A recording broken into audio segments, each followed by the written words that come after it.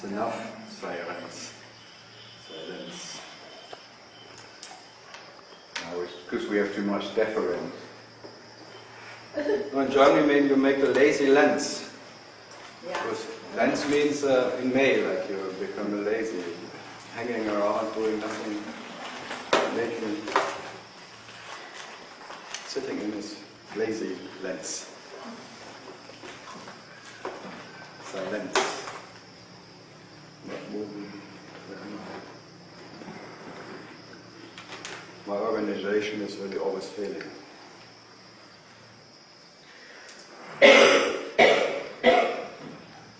Was there any organization who was nice?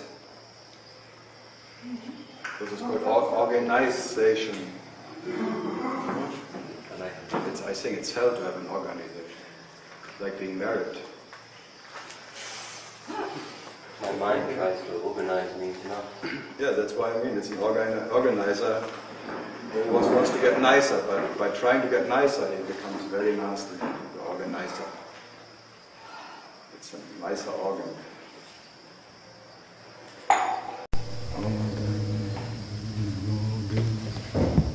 Coffee. Life elixir. Plenty of cookies. Yeah, I cannot lose weight around here. No way of losing.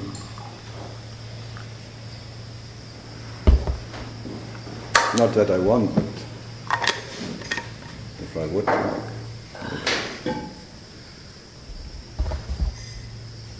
Tja, that's the problem with choice. Yeah. What do we eat? Chocolate, it's too late. Cake is too... That's too big, that's too small.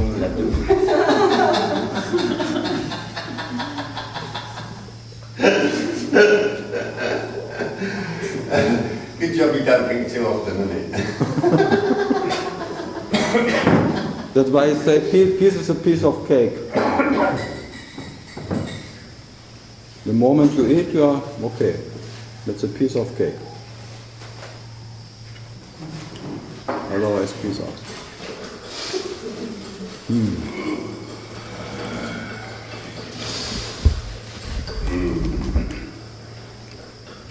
Looks like American donut, huh? I will try. Everything on? Yeah. Good. Exact 10 o'clock. Now I can start. People coming later anyway. So, then we can continue from yesterday. San Francisco. Good sleep? Can you say that again? I missed what you said. Good sleep? Yes, very good sleep. I'm not jet lagged anymore. Yeah, some they cannot sleep the first night and the next day they already have to go again because it's too much for them. Some are just kicked out the next day and some just okay. Yeah.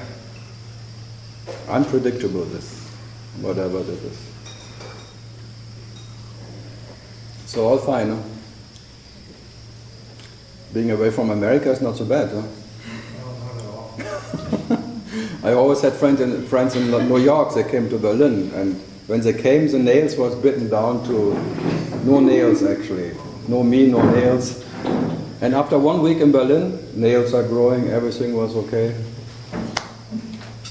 It was in the 80s, now it's maybe different in New York, but 80s was, wow.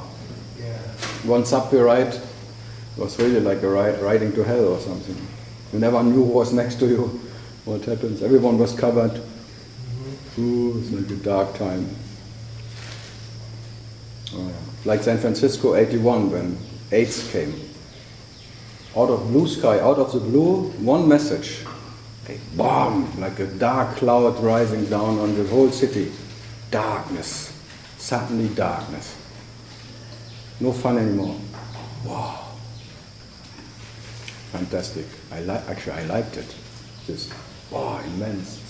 Sitting on Russian Hill looking at the harbor, the Golden Gate, and then the fog coming in, and no fucking around anymore. No fuck. Okay, so now I can start. just the memory comes.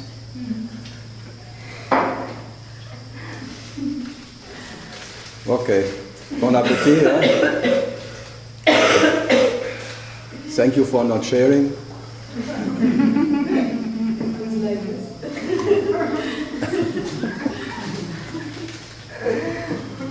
Okay. The leftovers from last night. Stormy. So, okay, Litauen. Something today? Too much effortless. So Too much effortless. yeah, That sounds something. I can't find the effort to put a question. No effort for a question. You are too lazy to ask. To make an effort, you say. So, at least there's some success. Stay there. Just wait a moment, it comes by itself anyway. Not by any. Good. Germany. Eva. It's Eva. Yes. Correct me when I'm right. Yes, you're right. Correct. No, but correct me when I'm right. Yeah. So it's wrong. Okay. So who has the question? Andres never?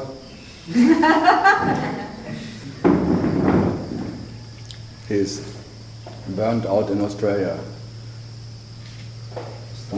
9 years of Australia, look at him.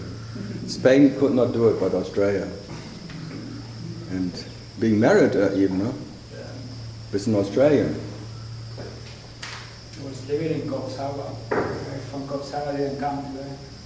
The guy from Coffs Harbour. Yeah, you see, what a coincidence. An Australian from Coffs Harbour, you were living there for 9 years. So, question from Coffs Harbour. Sounds Russian. Is it an Australian? Coffs Harbour. German.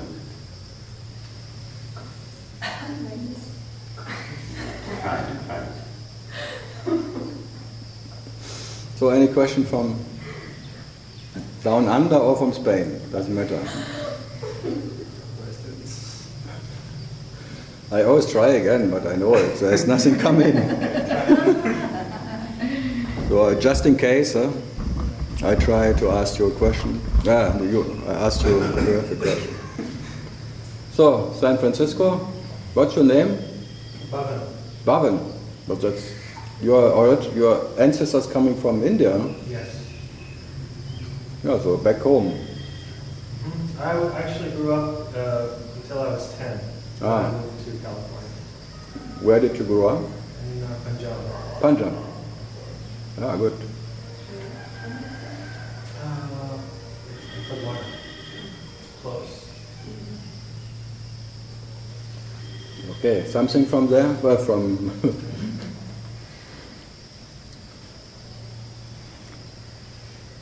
Question? yeah.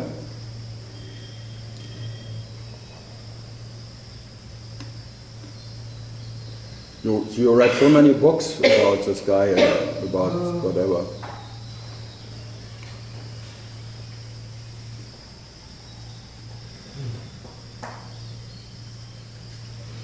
No, just don't bother.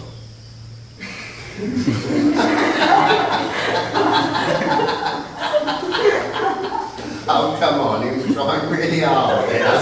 He was really thinking hard there. You bastard. Actually, I don't go to the chicken stall before the eggs are laid. I don't go in, come on, lay your egg now. If the chicken is ready, it comes by itself, but not by me pressing it, or she pressing it. Huh? So, Ramana Maharshi always said that Arunachala has power. Yeah. It's a red mountain full of iron, magnetic field radiating, all the clouds gathering around. like Manchester. You know Manchester in Canada. It's the same, like a magnetic field around and then radiation coming. Quite strong. All these power places. And then they say it's even the light of Shiva, so what can be more Shakti and power? Then we celebrate next week the light of Shiva.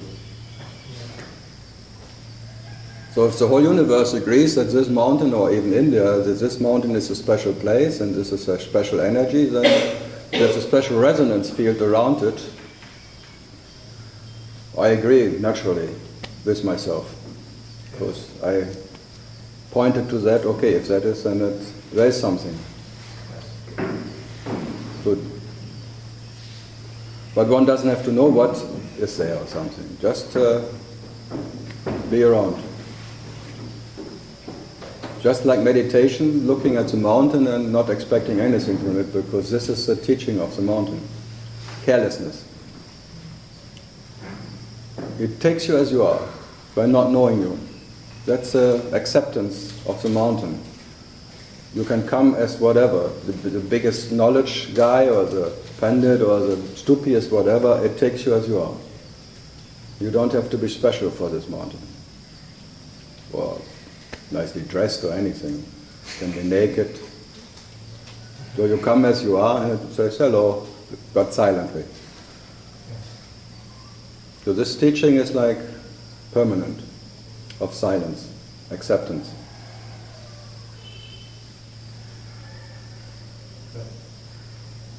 So in that sense. So just being around is having a shy, sitting in a shy shop and looking at the mountain maybe is the most laziest meditation, which doesn't work, and that's good.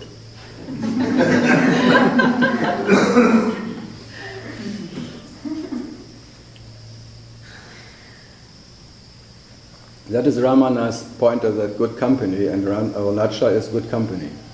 Good company is that it takes you as you are by not knowing who you are. So the mountain maybe doesn't know to be a mountain, and sees you as doesn't know what you are and what you're not, just by being what the mountain is. So this is like, there is no separation in it. By not knowing, he knows you by heart, but not by your appearance or by your abilities or something. That is good company, or that is called Sadguru or something. There's just that. Eye to eye. So in that sense, welcome to the nothing ever happened.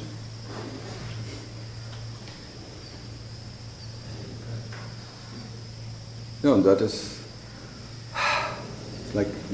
it's like breathing out of you don't know where. It's like Atma, breathing, but not knowing Atma. It's like the breathing of the absolute whatever. This is the opposite.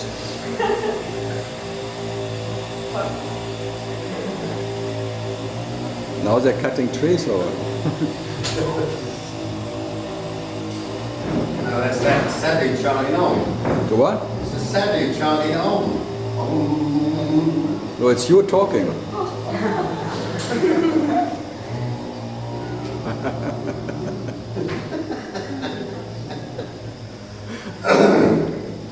Okay.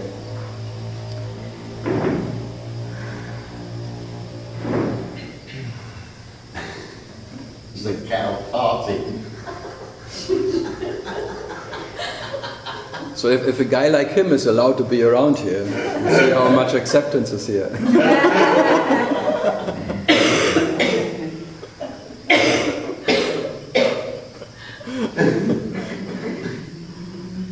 Okay.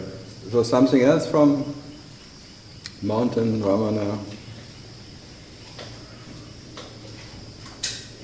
Oh yeah, maybe it's better. A bit wind. A bit rough. Well, it's just nice to be here with you. People here. I don't have. It's a very busy place. Very busy. It became so busy, Mamma Mia. I mean, in California. There too, but here too. This is very here. busy. Early 90s, the city was away. There was something. There was a big place between that ashram. Now it's totally taken over. The whole. But Ramana predicted it. This would be a big city around Arunachala, all around, very big. So it's on the way. So people always say, like veterans meeting here, and they say, "Oh, it was so nice in the early 90s. Do you remember?" And now all this bus is coming, all the Raman, and everyone complains about it. You see, nothing stays as it is. But still the mountain is a mountain, and I tell you, it doesn't care how many people are around, if it's a big city or a small city or anything. So, yeah, San Francisco is very big now, and busy. Yeah, good. Some other question?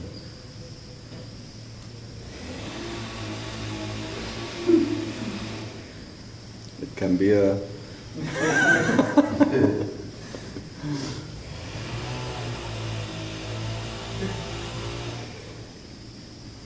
Nothing? Not yet, but if just out with it. Okay. From Russia? Russia. With love? Huh? With what? It's from Russia with love. It's very famous. James I don't Bond. know. Oh, it's called 007. Huh? 007. James Bond. Oh, okay. From Russia with love. I didn't saw this movie. You should. It's a nice movie from the late 60s, I think, or something. With the one and only James Bond, Sean Connery. But many. What? I just saw actors here. I mean, I saw, but I forgot. You say? I saw that one famous actress from this movie come here from Tiru. Which one? I don't know. She's from French, maybe. From France. Yeah. Is there a famous actress from France? She was playing in this movie. I would not know, because I don't know any famous actress from France. But she. Brigitte Bardot? No. No. That would be something. I would just go and look at Brigitte Bardot, because Brigitte Bardot is very Bébé. Or Alain Delon, but he died just this year. Someone. Jean Gabin? No, he's a long time gone. So maybe too old for the young. Jean Bertin? No, but she's English. Catherine Deneuve. Catherine Deneuve? Very pale. Like a spirit, like a ghost coming. She's not very famous, but she was playing in movie, James Bond movie, like some last movie. The last movies, I wouldn't know. She's very young. The names I never remember. I don't know. So, you have a question from Rostov? Huh? You have a question? You have a question? Question? No, it's my English is not enough. Yeah, you are safe by your English. I just try to understand. Yeah, that's enough. That's enough. Maybe afterwards I have. Don't learn English from me. No, it's good English from Germany. Because I'm using the words not like English would use them. It's okay. For me it's good. For you it's good enough. This is all broken English anyway. Better to understand, better than England people. This English better Maybe to you're closer. understand than people from London. Closing? Maybe what? Easier to understand than people from London. From where? From London. London. London. Yeah, they're taking very difficult. They're really bad. London people, and to understand them is nearly impossible. Not possible. No. Even for English people. Especially when they talk Cockney English. Then Cockney. It's called like working class, lower class English. And then there's Queen's English, and there's many levels of English, because by that they discriminate. It's a caste system of how to talk, what language here. Yeah, that's true. Yeah, it's like BBC English. the moment they one starts to talk, they know exactly where they're born, where how much money they have, everything, whatever. So see that he once comes from even no class somewhere. He's classless. He's the cluster. In class, a cluster. I'll drop the CL, it's just the arse left. Good. So, but no question. But you haven't seen us in Moscow. Huh? You haven't seen us in Moscow. You're from Moscow. I'm from St. Petersburg. Ah, I was there too, but we haven't seen us. I never be here. I was in St. Petersburg. Yeah. I think I saw your pictures. My pictures? When I walked and I just with the white. It's a nice city, and I always will remember it because my publisher was the organizer. We went to the subway, and I never forget that someone stole all my donations. That's St. Petersburg. In the subway. Not from me, but from my Russian organizer, from my publisher, Konstantin. He was such in trance after the talk, and he was full of money, and there was this group of Russians, and I said, fuck off, bomb! But then they surrounded him, and before the subway started, they were out. And then he was... Everything was gone. So the Germans they could not catch, but the Russians they could.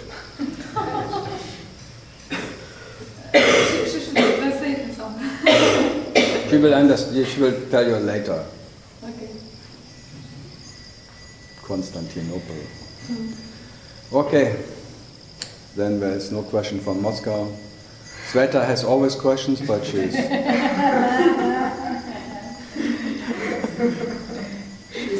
But they're so down under, they're so low down that they really have a long way, and when they're up, then it's already, the whole thing is over.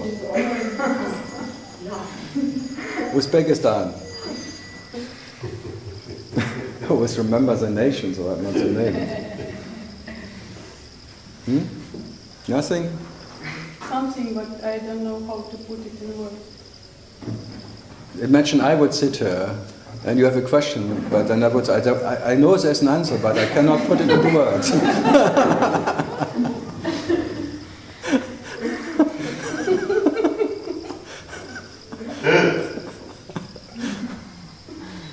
Okay, Andrew, my last hope. Yeah, sorry.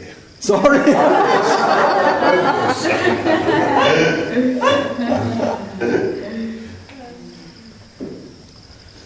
Okay. No, huh? No. I know. I look at you and that's... So what am I doing here?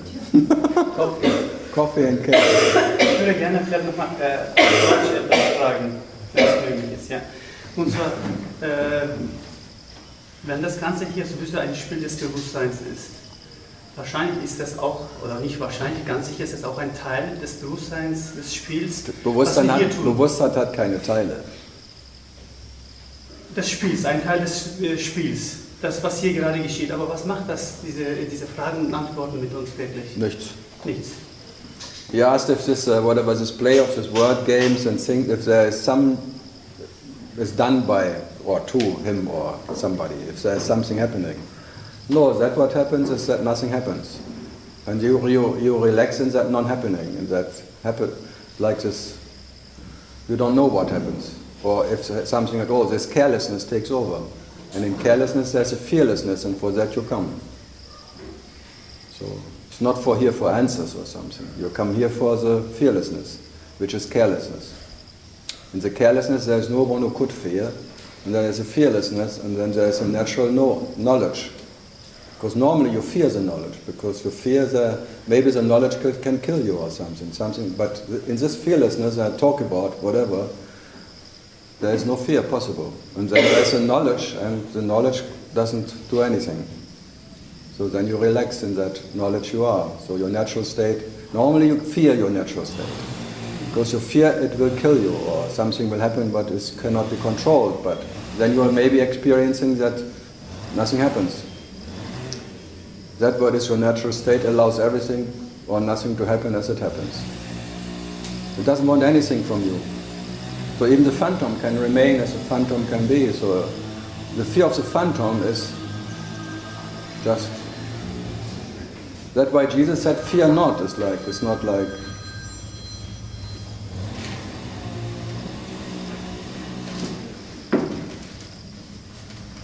They're building something or...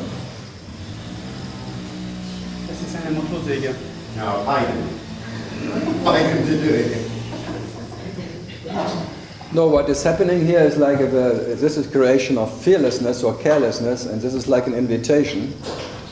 And the moment you go cross that bridge to that fearlessness, the bridges collapse, and then there's maybe no way back.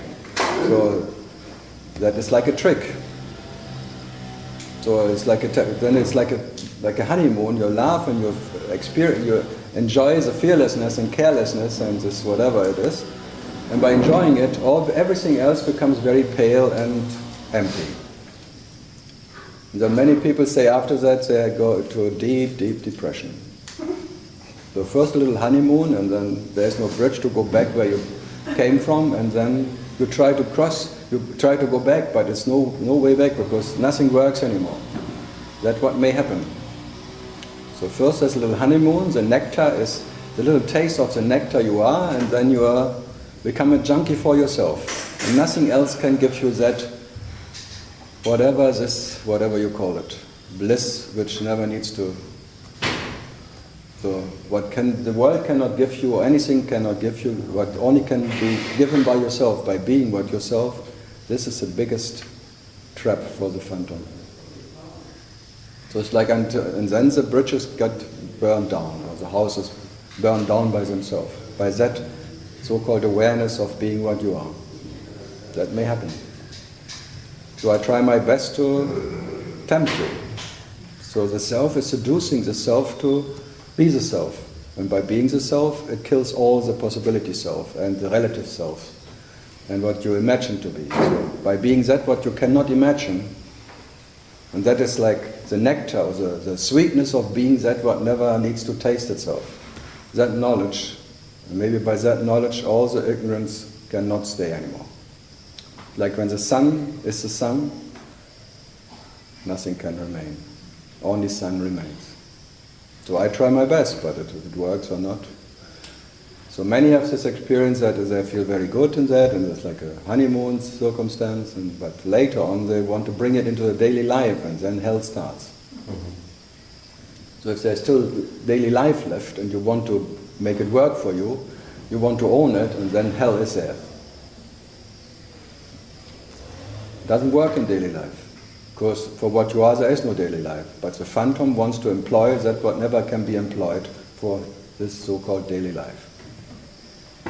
It will never make any difference in that so-called daily life. So what you call daily life, because it doesn't has any interest in anything. There is no preference for what you are. So how can it be employed by something?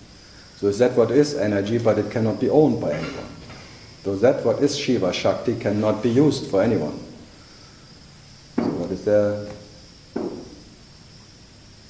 but you try, and by trying it you get punished. That's called Upanishads, written down. The moment you want to control the self, watch out.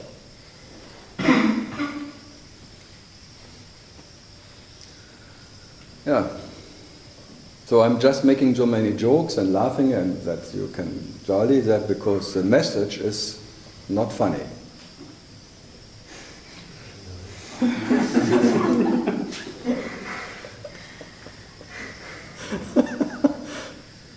Yeah, what you want is being enlightened and happy ever after or something. And I tell you, you will never be enlightened, you will never be happy, what you are will never be experienced, whatever is all empty and all of that.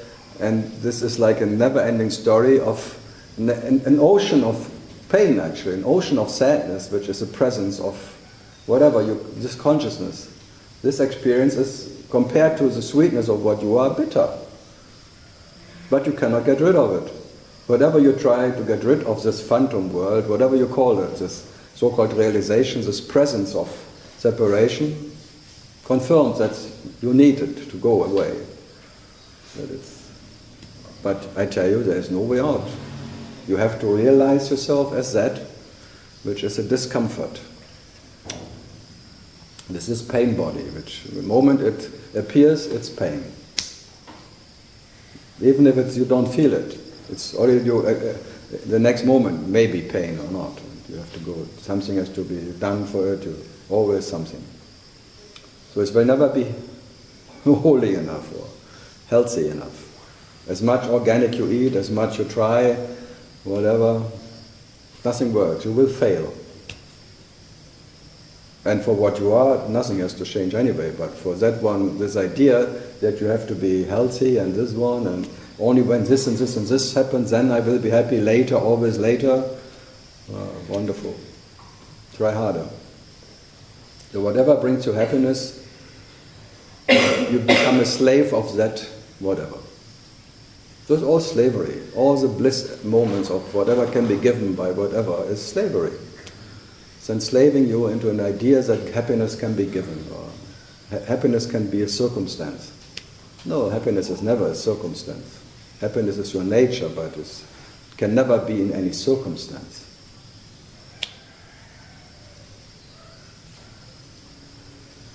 Yeah.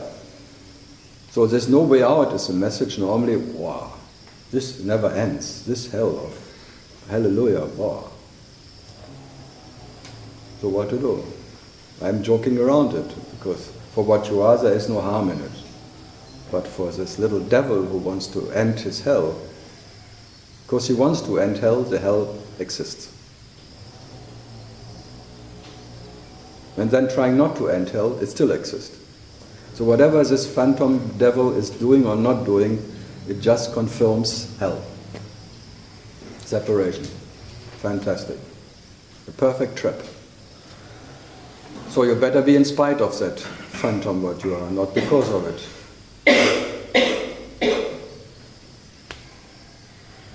And I can only point to that what you are is always in spite, never because. And the satisfaction of your nature cannot be attained in anything. So by just being what you are, it's an absolute entertainment of yourself. So you attained. So it's not something you gain by anything, because you have lost something. Whatever. Good. Something else? Okay. So, some questions about that ocean of pain? Yeah, I'm not the first one. It's a rare one, like I know Nisargata talked about it. It's rare that people talk about it. Because the masters, the heart masters and the happiness masters and awareness masters, they all claim this is an ocean of love or something, blah, blah, blah.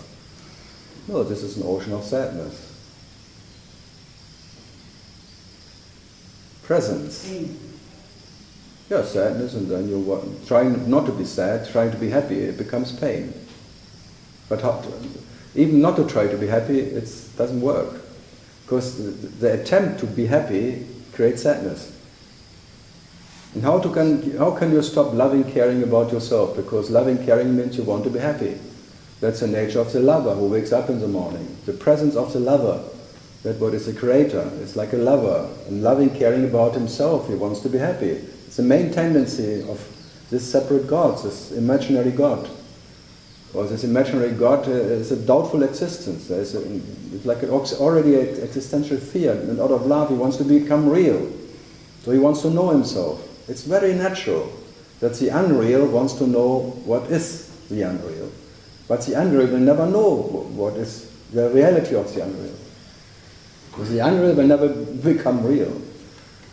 And that what is real never needs to become real. It is always real. So there is no bridge between them. But you have to understand there is nothing wrong or right with it, being like a whatever you believe to be. Because from that moment on you try to be happy. But trying to be happy, you create an ocean of sadness. You confirm that there is one who needs to be happy, and that's sad. There may be little moments of not so sad, but then you already call it not so bad. But Not good enough. Then who can take that? That never ends. So the message is, you can never escape this ocean of sadness. Because this is one side of your absolute nature. This is one way, absolute way of experiencing yourself. And then you can maybe say the absence is an experience of happiness. But it's a relative happiness and a relative sadness. So in this two polarity, these two phases of Shiva experiencing himself. In presence and in absence. The presence is the presence of, presence, separation. It starts with awareness. Or the awareness is the root of all separation. Waking up, awakeness, and then all experiences happen. So the first experience, awareness, already is the root of all other experiences. So what to do? Awareness, yes. Yeah, So, this famous awareness, which is a superior consciousness. this state before the pain happened of awareness and No, the discomfort. and desirelessness before the pain happened. Desirelessness and awareness of stillness and desirelessness. But that's already too late. Yeah, okay. Then I do not know, was it too late or too No, that's too early or late whatever. that's too late because if that would be your nature, it should be uninterrupted, your nature. Yeah, I agree. So what is when you're not aware?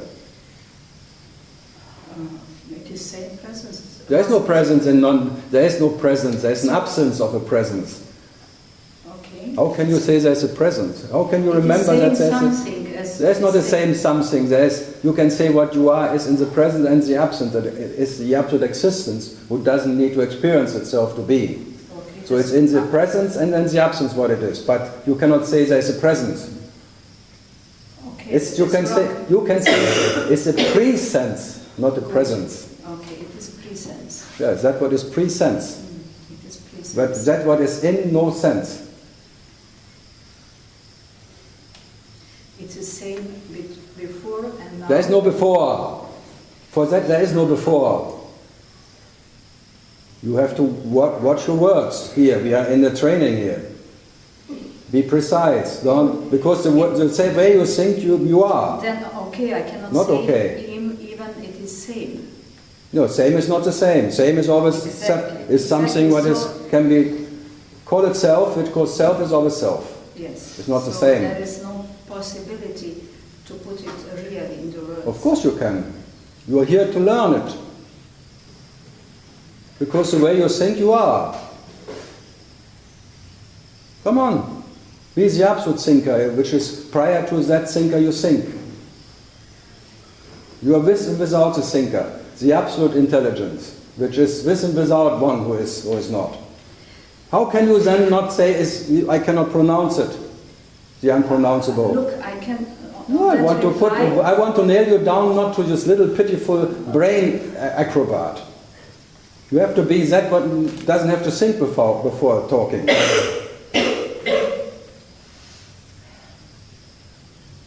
And if you cannot do that, be quiet. But you asked the question. No, I don't ask the question. It's just Yeah, like, just in you ask the case there's question. one question. I'm not asking, just in case there's a question, just out with it. Question. But it's not a question, you just want to make a statement. You just create a circumstance. What is your question? You have no question. You're fishing.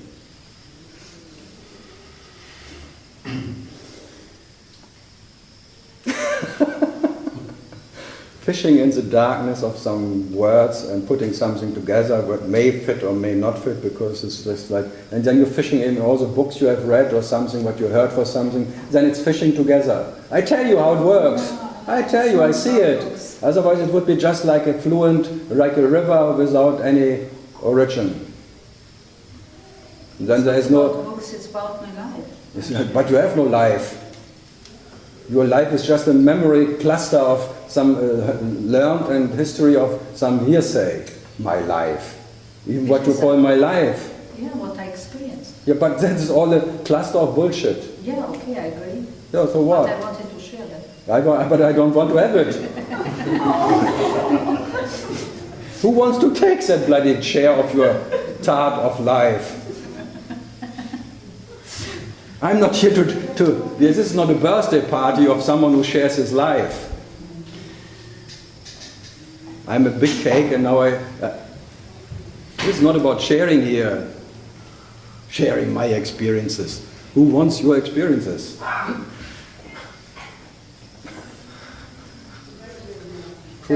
Crucifixion.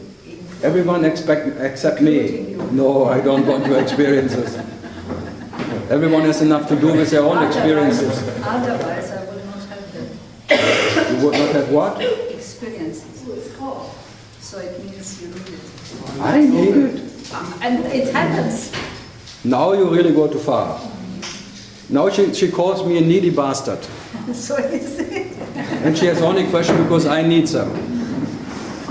What an arrogance talking there. It happens. It's not happens. It comes from the devil again here. Yeah, but devil is It's also called witchcraft. Exactly.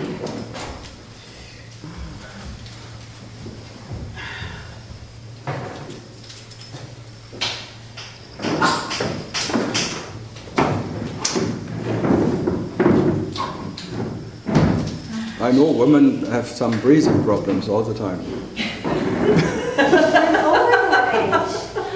No, it's always when I be somewhere, women always open everything until, oh, it's so fucking cold here. What's going on here? No, I'm not cold. It was just too noisy. It was too noisy outside. That time has to be closed. But everyone who comes new thinks it's, what are they doing here?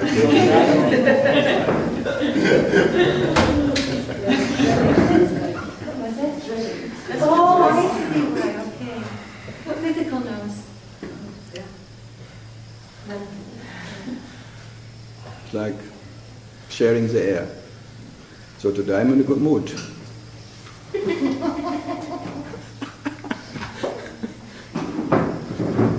So we start again.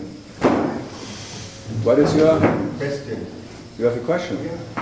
And So I was reading Tony Parson. He's permanently talking about the ultimate lover. What is that then? The ultimate lover here, there, and everywhere, you know? you have to ask him, I think. I'm not his translator. I think he talks English. Cannot understand English? So read his books if you want to understand Tony Parson, but I have no interest in Tony Parson. Yeah, but that is not only he talking. Yeah, but it doesn't matter what he says. Why should I care about what he says? What Tony says? It's a Parkinson or whatever. Why should I talk about his diarrhea? Tony Parson. The Pony Club from England.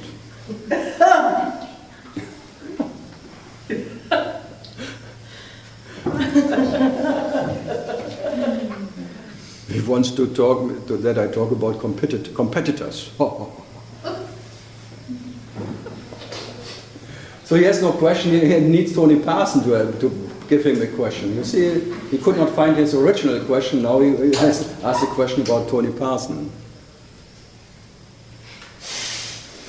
It's never good enough. But Andres, are you cold? I don't want to be in a draft. No. Imagine everyone now moving here. One wants a closed window, one an open door, that one. This called a kindergarten party or something. Yeah. Somebody's coming. Yeah, on, off. The next one.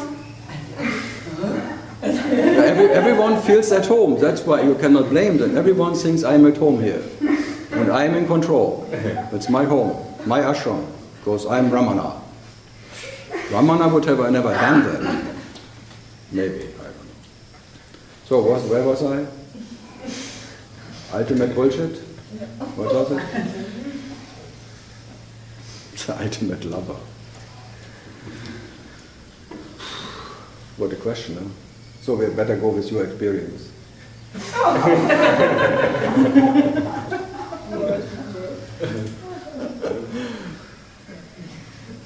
No, if whatever this has happened is like, this is like shutting you up totally.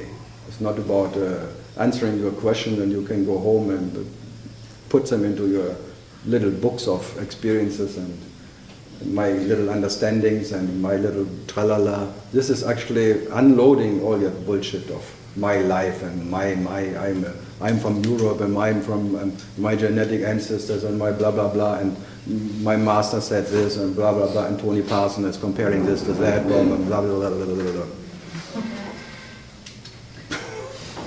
It's not about answering the question. No, your question and your questions are already an answer. That's a problem.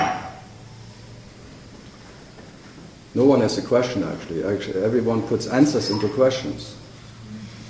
My precious answer I found and now I make a question out of it. I did not find it. There is no answer to it. I didn't say you have an answer. She is resistant. Imagine you would be married to one like her.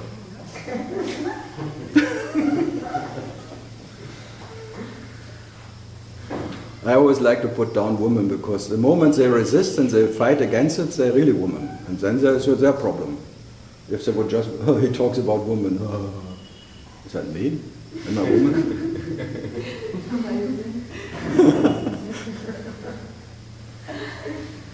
So it's like you can, there's always two, it's a schizophrenic presence. There's the presence of the me, when I attack, reacts, bam, bam, bam, bam, gets hotting. And there's that what is never reacting. Just would be like always smiling and laughing in the background, whatever.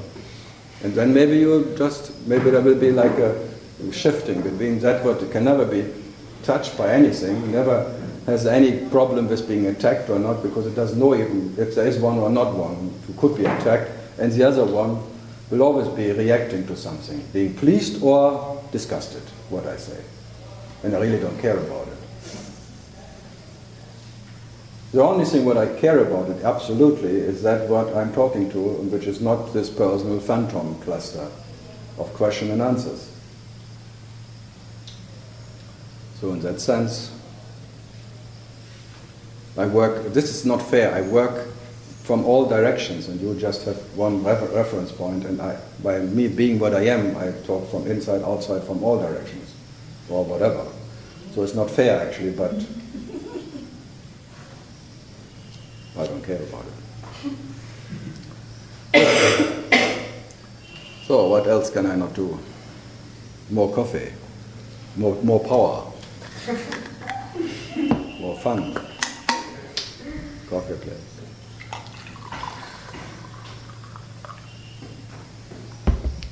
Good. Some more questions about the ultimate.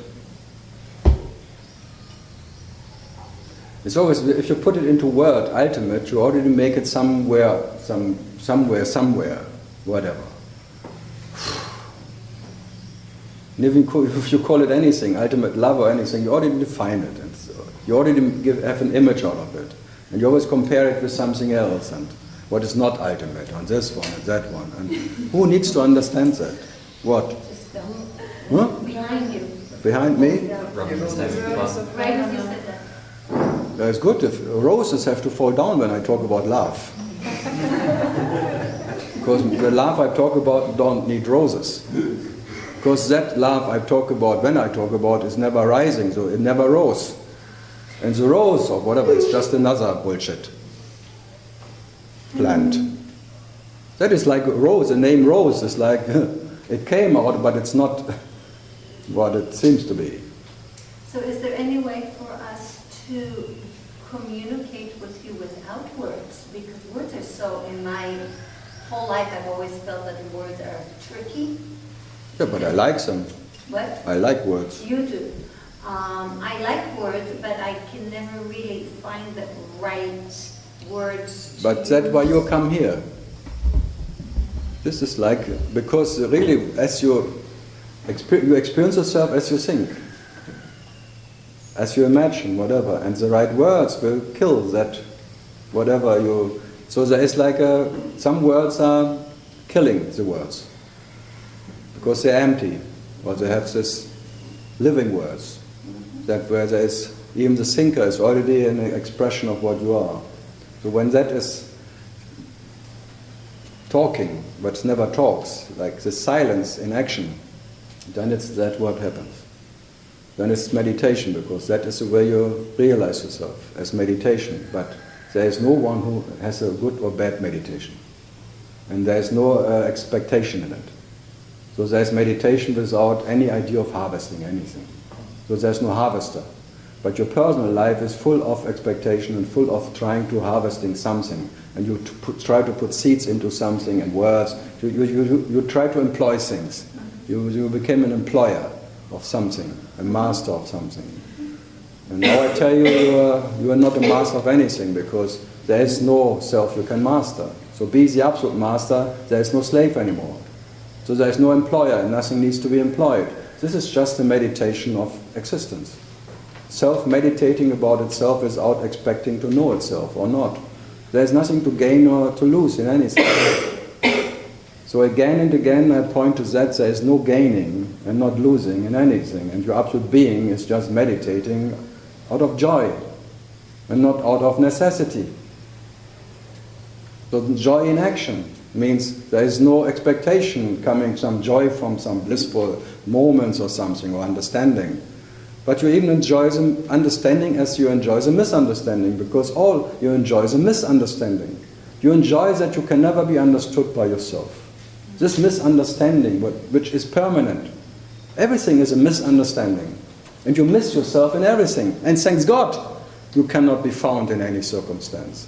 And praise the Lord, just in case, whatever. This missing is such a joy that you cannot be found, you cannot be nailed down, you cannot be giving a name, you will never know what you are and what you're not. This missing yourself in everything. This joy of missing I'm talking about. And not all the joy of finding something. I found out, and I went deep into meditation, and whatever this fuck it. Enjoy yourself as you are, as absolute as you are, and the joy in action means you miss joy, and you enjoy that joy cannot be experienced in any circumstance. Enjoy that to be what you are, which never needs to enjoy itself. That's joy I talk about. That's called silence, and not the joy you can find in understanding or intellectual acrobatic acts of tralala. But enjoy the intellectual acrobat, because they're empty for you. They don't harm you, and they don't give you, and they don't take. So enjoy yourself. Even the most mindfuck is just the lingam penetrating the space. What is else there? There's mind. Okay. And the mind is the lingam, the yoni, and then the information is there. So all the sex of life in meditation, but there is no birth out coming out of it. Nothing is born out of it, and nothing needs to be killed in it. This is Tantra. You talking to yourself without any expecting some results out of it. Just for fun. So you create a phantom for fun, not for whatever. It's a phantom coming out of that joy you are. So it's all fantastic. With this phantasm of fun, fun, fun. So even sadness is fun. Look how sad I am today. Oh, I can be very sad. Oh, mamma mia, is that sad. Oh, I was never so sad as today. Wow, fantastic. So in that sadness, there is no one who is sad. You just experience yourself as sadness. So what? And then there's maybe what you call happiness, but both cannot bring you and change your nature. So there's nothing in for you, or it cannot take anything away from you. So what is the problem? So I'm asking you to not do anything. Just being what you are, because what you are is joy, and is by enjoying itself, realizing itself. So just by being what you are, there's joy, and nothing but joy. But that joy doesn't know what is joy and what is not joy. That is knowledge which doesn't know what is knowledge and what is not knowledge. So there is knowledge, yes. But where is ignorance? Where? Show me ignorance. Everyone talks about ignorance, but no one can show it. That's just an imaginary ignorance, but show me ignorance. You can neither show me ignorance or knowledge, because both cannot be shown. It's just an imaginary idea, just one word. Or heart, show me heart.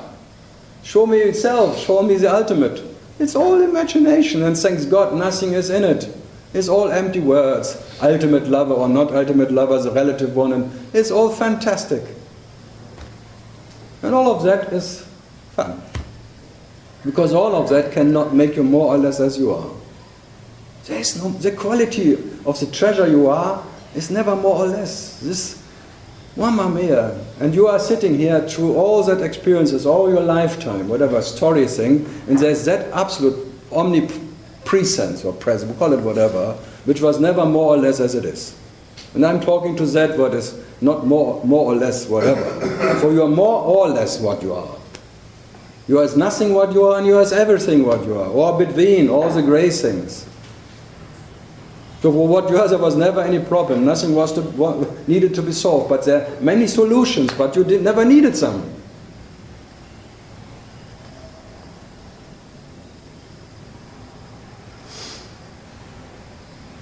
So, enjoy, because it will take a while. Because it never started, your joy, and it will never end. And you better, because if you don't enjoy yourself being what you are, no one else will be it for you. And don't care about if someone else is realized or not, because you cannot get anything out of it. Let him be or not. Who cares? If someone is enlightened or not enlightened, or unenlightened, or whatever. Just be that what you are, because they will not become you, and for you, what you are. So in that sense, you have to be totally selfish. But when you're not, you're selling fish. It's like you're selling the fish of yesterday, which already stinks. That's having a story. Selling the fish of your story, what you have experienced yesterday or the moment before. And we become a fisherman like Jesus before he became Christ. As Christ, he was selfish. But as Jesus, he was selling fish because he was a fisherman. There was even the laugh fish, and you made it ready for you. The Messiah, he makes such a mess about this place. Huh? All the Messiahs are leaving you a mess, which called religion behind. And I worked for my ass off that Ramanism wouldn't start, but I gave up. I failed. Now even here comes Ramanism. Around the world, wherever you go, Ramana, I'm a disciple of Ramana, a guy who never took any disciple. But now everyone is a devotee from Ramana, because I give my vote to Ramana, because if I take Ramana as president, I'm fantastic. Just do that. Ramana nation. So I'm here to destroy Ramana for you, because Ramana cannot help you. And what you are never needs any help. And that he would say to you too. Forget that what you call Ramana and be what you are, or as you are, and not depending on any whatever. But I try my best, but it's never good enough. I fail again. Wow. Good. More coffee. Liquid. Good. Question about it. Uzbekistan. Lydia. You said you met Ramana. Yeah, now I meet him in you. How can you not meet Ramana? Ramana is just another word for self. You, every morning, every night you meet Ramana.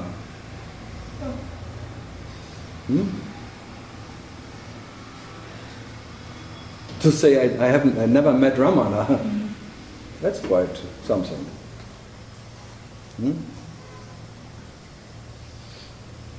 Pleased to meet you. Rum. It's It's a word between Ram and Ananda, Ramana. So you.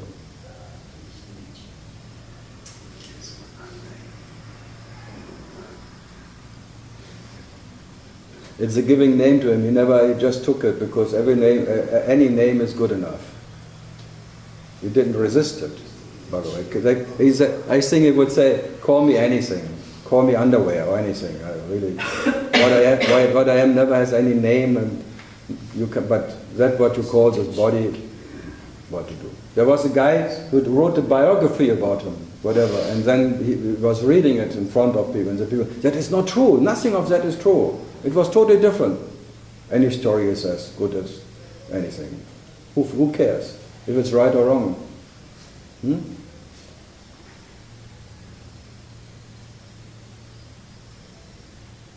So.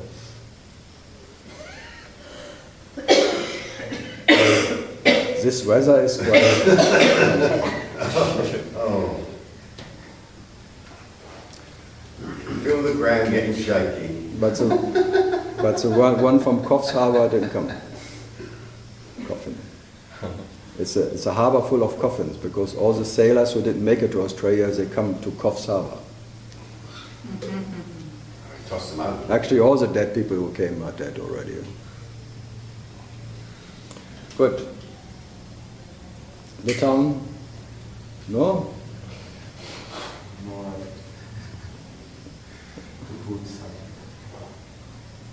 Okay. Yeah, someone else. Because now I have made so many statements, there must be some resistance to something. Some question. Sometimes I just Shell shocks. I just put things out that people, no, that cannot be, no. And then, come on, resistance. It's futile, but come on.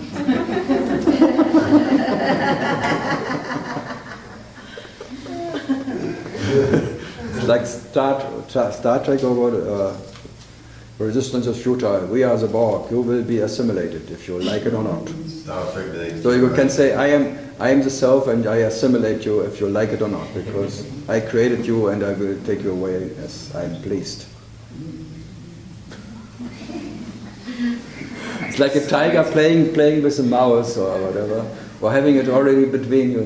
When the tiger's mouse and the tiger just plays now around Arunacha with the tongue. It's like playing around with you in his own mouth.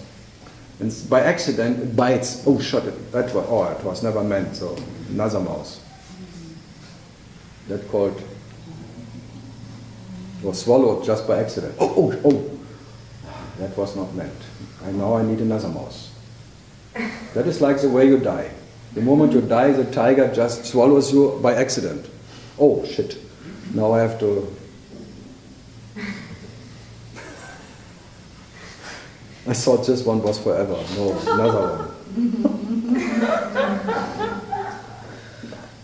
It's like a bubble gum. And then if the bubble gum and the tiger makes a bubble, and that's called awakened bubbles in front of it. Babylonia. Okay, some serious question from San Francisco.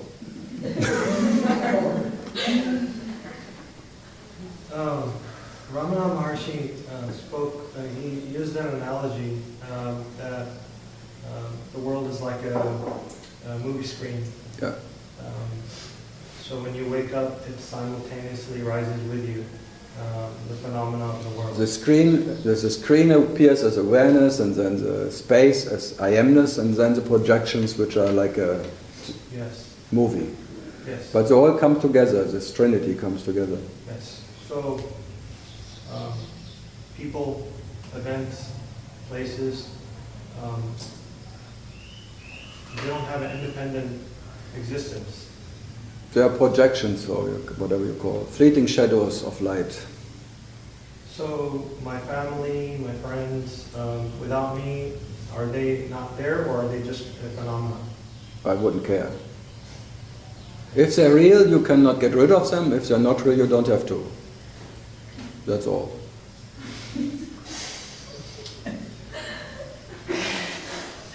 It's always that. You can employ it with the whole universe, with the whole existence. If existence, this one, is real, you cannot get rid of it. If it's not real, you don't have to. You can relax. There's peace in both cases. But only because you're not sure if it's real or not, you want to be sure, that makes it a problem. But I tell you, if it's real, you cannot get rid of it. If this dream is real, you cannot get rid of it. If it's not real, you don't have to. So you can rest in that right now. You don't have to know if it's real or not, because it makes no difference. It will not make any difference to what you are, because if it's real, it's okay. If it's not real, it's okay too. In both cases, you have nothing to do. There's an absolute non-doership in it. And nothing needs to be done. So what? So who needs to be sure? Again, the answer is always instant, me. What is this me? What is this me living from? From misunderstandings, from misunderstanding or misery. It's the mesination.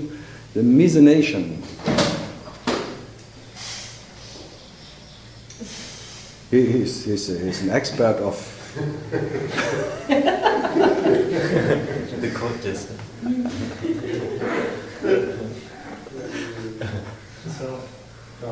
His girlfriend comes any day now. 4 o'clock this afternoon. So he gets already very nervous. His body gets already in this shaking mood, and he's nervous. I'm terrified. So if she arrives, you will experience a totally different man. Yes. From one moment to the other. I guess it's not as much as before, but there's a lot of doubt. That's the moment you wake up, there's a doubtful existence in front of you.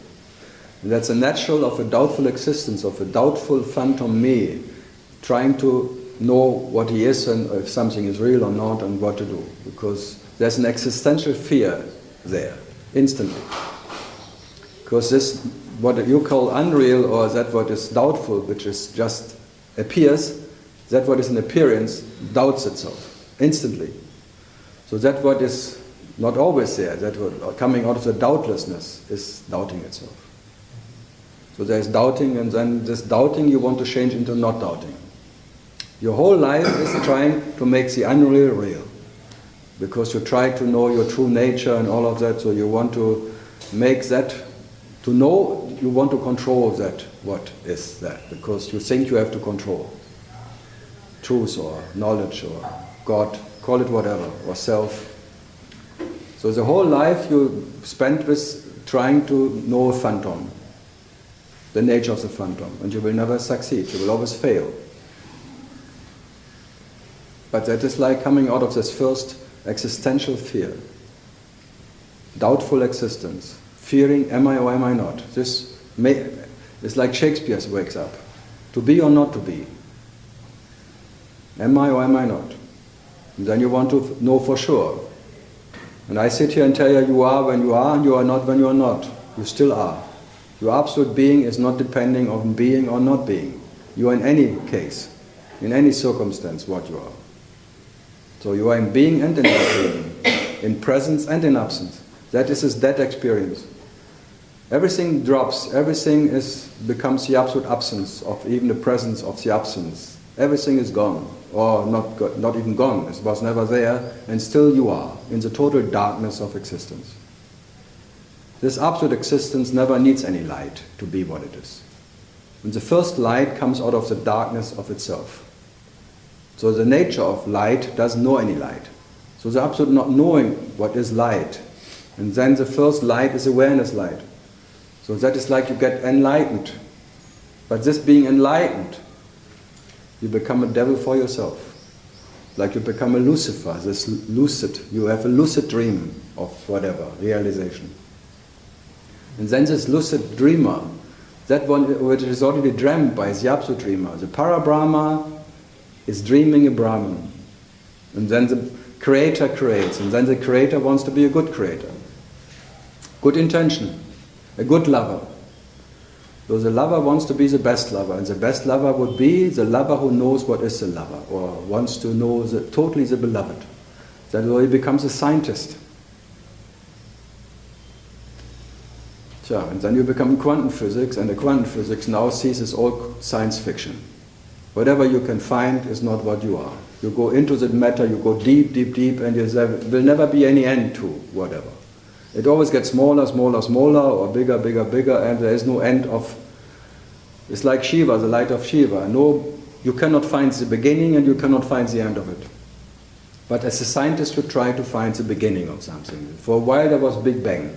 And now all the scientists say, maybe there is no Big Bang. Now they come to the conclusion, maybe there is no Big Bang.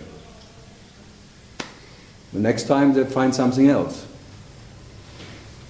So they will never be sure. So there will always be a doubtful whatever. Whatever can be known, you will doubt, because it's relative. It can be owned, and whatever you can own, you doubt, because already there's a fear you lose it again. So even the most precious knowledge you have, you now know your whatever so-called natural state and your true self. You call it, I realize my true self, and I have that knowledge of myself now. It's fleeting, and you know it by heart. There's still underlying a very subtle fear that one day it may be gone again. And I sit here and tell you, you have to be with and without, whatever. And you are that, in spite of. What you are never needs to know or not to know what it is, to be what it is. And whatever needs to know itself to be is a phantom. And it's always like a fleeting experience. So now this is like the way of discriminating the absolute to that what, or the absolute experiencer to that what is merely a fleeting experience of whatever. So even the light of Shiva is not Shiva. That was for me the crucial point, absolutely crucial. Before I was walking around like a living light, telling everyone you are light, and be delighted by yourself, and I am light, we are all light. This is an action of light. This is my true nature. So I knew myself as light. Until I came here, and so the light I can experience is just one other imagination. I will never know myself. As even light, which I can experience, cannot be what I am. Fuck. So I'm grateful that I don't have to be grateful to anything to be what I am. So still this mountain showed me the last obstacle, being light. As you are in the total darkness of your absolute existence, that. And light comes by when it comes and it goes when it goes. So the divine accident happens, like you wake up to awareness, and then it drops again. And you still are what you are. So you're with and without, I would say. I don't use this word prior anymore, or beyond. I just say you're with and without. Because you're not prior, because prior would mean now you are not there.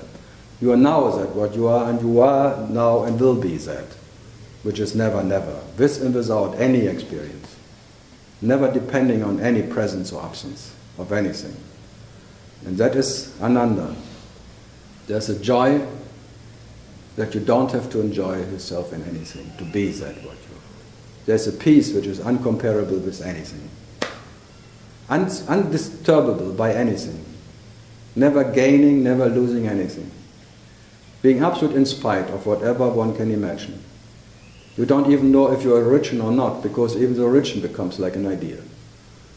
So absolute not knowing what you are and what you're not.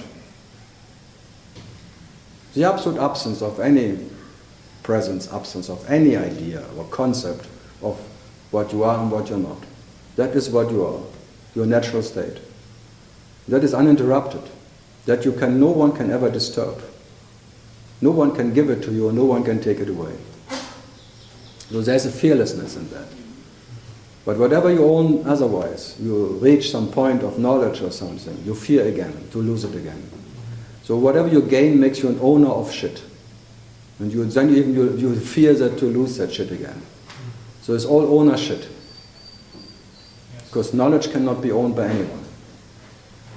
But you are the absolute owner of knowledge because you are knowledge. That you cannot lose, and you cannot gain it. But everything else is fiction. So all these ideas of relatives, if they're true or not true, only apply to the phantom. Only the phantom needs to know something. What you are never needs anything. So to be what you are, there is absolutely no necessity of anything. And that's what has necessities and stories. It's his story, but you're in spite of his story. The story of the phantom, that was called his story, or God's story. Maybe the story of God, the story of consciousness, but what you are is in spite of any story. Never because of anything. And all the knowing and all the knowers and all whatever, realized and unrealized, and all enlightened ones and unenlightened ones, all belong to the story. And all the messiahs and all the prophets and all of that, all the prophets, whatever, belongs to the business of consciousness. So let consciousness take care about its own business. And be just what you are.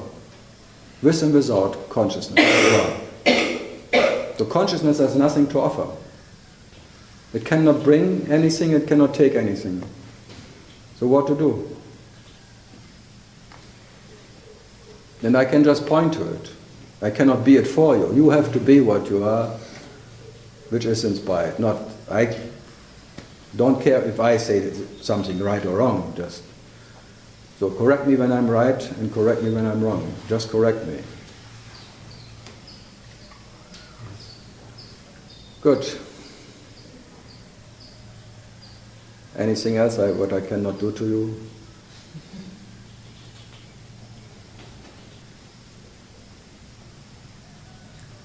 I have a question. Yep. When I was 10, I had this experience. I had a sister that was 8 years older than me. She's still there, but very powerful person. And I realized at one point that I'm starting to imitate her, to talk like her. Yeah. And was that an experience of being in the phantom, or was that an experience of me knowing that I'm just not really her, but just doing that? No, it's still your little monkey who wants to be bigger monkey. And if your bigger monkey is around you, you want to become like that bigger monkey, like more powerful monkey. So it was within, there was no really realization in it. It's called affirmation, or what is it called? Affirmation. Affirmation? I felt in Germany, that I wasn't her, but I was. No, in Germany, affe means monkey. So a monkey is always imitating what is stronger. You're perfect imitating something what is maybe what you believe it's more strong or something, because you don't want to be weak. Who wants to be weak? So you look for something stronger. You look for a teacher who knows more than you. You don't look for a teacher who knows less than you. So you want to imitate something. Then you go to one who is awakened because you want to imitate his awakening. You're imitating everything. You're like a parrot walking. And then you want to parroting not some stupid words, you want to parroting nice words or true words. So you read books of things which people agree to, because you want to be laughed. And you want to say something what is accepted. So you even imitate Ramana's words and you just repeat them. And you take them as truth, and because no one doubts them, because it comes from Ramana. Especially when you say Ramana said, and I say it, then everyone says, oh yes. Because no one dares to say Ramana said bullshit. But I say it. Because he said it, because he said whatever can be said is ignorance, is a lie.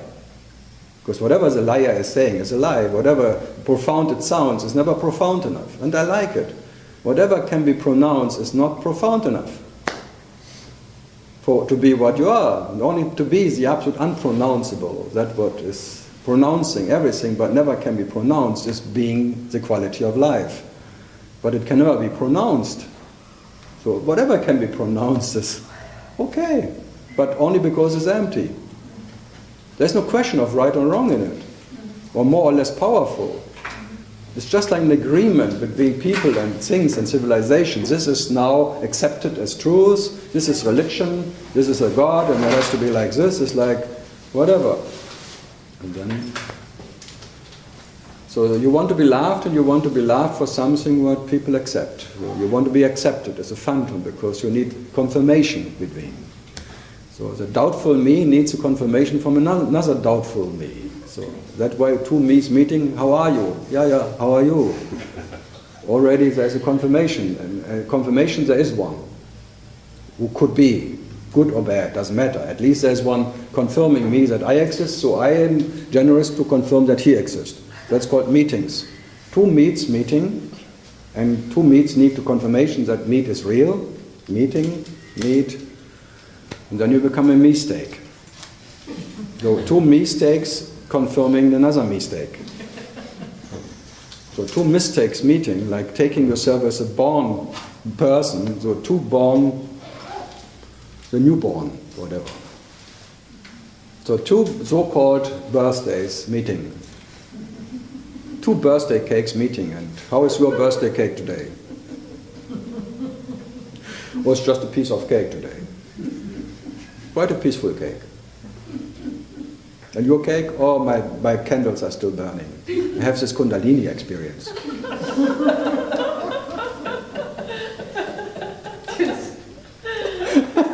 It's a nice analogy, yeah? Someone puts the candles on. I had this Kundalini exercises I made every morning, and now my candles are on. What can I do? Now I'm fucking burning, and I cannot get rid of it anymore, because the cake cannot help, cannot reach a candle. Can you please help me? Can you blow? Please kill my candle with fire. So what to do? So that is the nature of these dream objects needing to be confirmed by dream objects, and that everyone is ready to confirm the other one. And especially in misery, you are confirming yourself. Oh, I'm so bad today, and I'm crying. Oh yes, but imagine my life, my childhood, and then you compare who has more right to be miserable, and you always win, because no one was ever as sad as me. I am the Olympic gold medal winner of all time, because my life was the worst. Or if the opposite, one has a good childhood, there's a competition who had the best one. And whose life, whose husband is better than other one. So competition is everywhere. But even between awakened ones. Fantastic. That's why I went twice to these gatherings, just to see how they compete. Which gathering? I was in Santiago in Inner Direction, first one, and then in Holland in the bloody Sant. Science and non-duality. And I thought before I was arrogant, because I never wanted to meet any of them. Like, fuck it. But now I know I'm not arrogant, I just have intuition.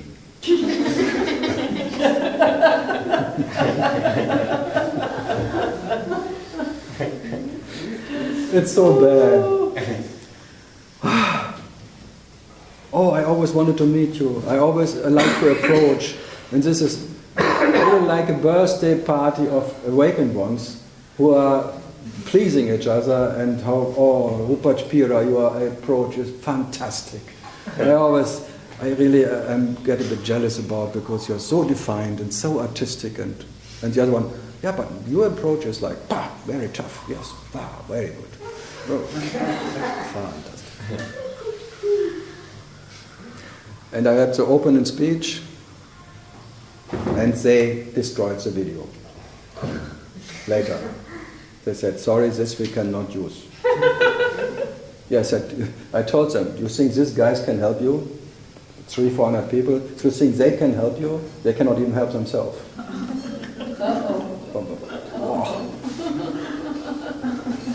And after that night, I just took my car and was gone.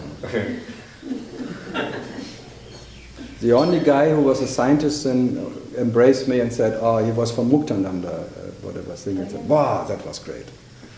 I thought I was again in the whatever. Otherwise, they have, oh, so nice. I hate these nice people.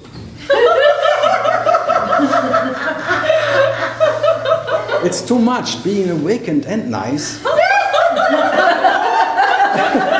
And trying to please people, and trying to get as many as whatever participants to the workshop the next day.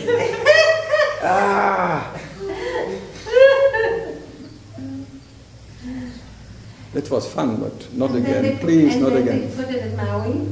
Maui? And of course. Yeah. Everybody wants to go to Maui. But it's always San Francisco. Yeah, there's always San Francisco too. So they're in Italy now, in Holland, and they make it around the world. They even want to make now a community, a Zen community, because for the new Earth, like. A Zen community? No, like a Zend. Zen. Yeah, science and non-duality community, where scientists and enlightened ones meeting and sharing their experiences. That's why I was so hammering on her story, experiences, my life, all of that, comparing my life to your life, my realization to your realization, my awakening experience. Yesterday I looked for 5 minutes, there's a video about all that Ganga, everyone talked about their enlightenment, or a moment of, and then everyone compares that, how was my one? And what is now the consequence of it? What is the result of it? Now I'm working for love. Before I loved for hate, maybe. I worked for hate? No, I worked for love. I hated, I don't know. Since then, it's amazing when I hear, since then I am different. Since then I embrace everything. Since then, that moment, I see only love is there. Since then. It's a sin. Because it's since then. Original sin, that there's a story of one. Since then he embraces everything. Before he was just kicking everything. Since then. I became so sincere. You're the biggest sinner when you are sincere. I think what you are hates it most. In front of him is someone who is sincere and honest. Honest people are the worst. I don't like them. I like liars. So nothing changed in your life after you had this? For what I am, my with the light life is always changing. Commanded. Every day is different. Every moment is different. Right. It's a permanent change. No one can. But what I am never changed in anything. There was no before, no after. There is no time in what you are. Not even no time. My life. What is this fucking my life? You think this cowboy from Germany milking cows and whatever. It's unpredictable. It changes, and now I'm sitting here and talking to whatever. I don't know what you are. As I don't know what I am, so I don't talk to that whatever. Whatever it is. No, it's not. But this like calling it like a, there were changes, like everything led to this point. All the events before decided, or that this can happen now, everything had to happen like it happened. For me, it's always the future decides more than the past what has to happen, if there's a future at all. So the demand of the future, which is already there, demands now every word to come out. So that I next meet maybe Shapiro or some Jeff Foster and say, what did you say on that talk? You all hate. But I have to say now, you're all assholes. And if they react, they cannot react. That's a bad thing.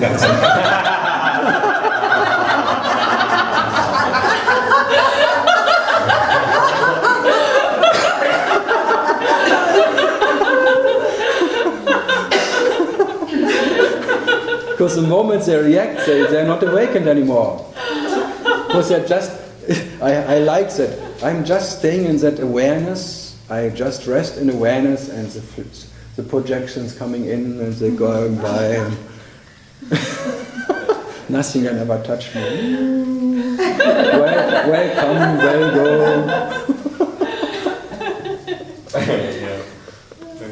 Is that fun? It sounds quite boring. Huh?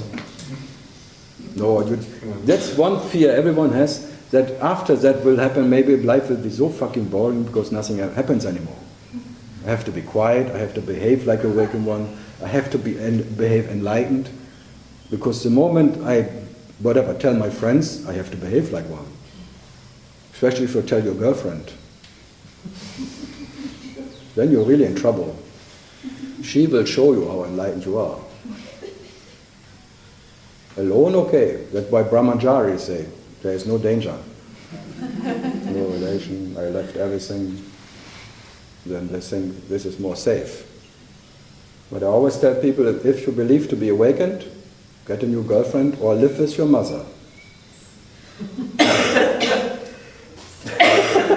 That's actually the worst, but if you don't have a mother anymore, get a girlfriend. Any woman will do. But it has to be... Mothers are always good. They know where you come from. They will tell you. You can tell me whatever you like. What you are. So that's the beauty of your up, whatever. Nothing has to change. You can be the... And when you before the biggest asshole on earth, you still are the biggest, and you don't have to change it. It's so much fun. You can be the most stupid guy, and still you are what you are. And you don't have to prove anything. You don't have to improve. You don't have to prove. There's no necessity of any that someone confirms you or not. Who cares? You are anyway what you are, if the people like you or not. So I try very hard to offend people. But you look at me, still people come. In spite of what I say, not maybe because of what I say. So what you are can never be offended by anything. And that what can be offended, I can live without. Offense. Good question. Andrew? No?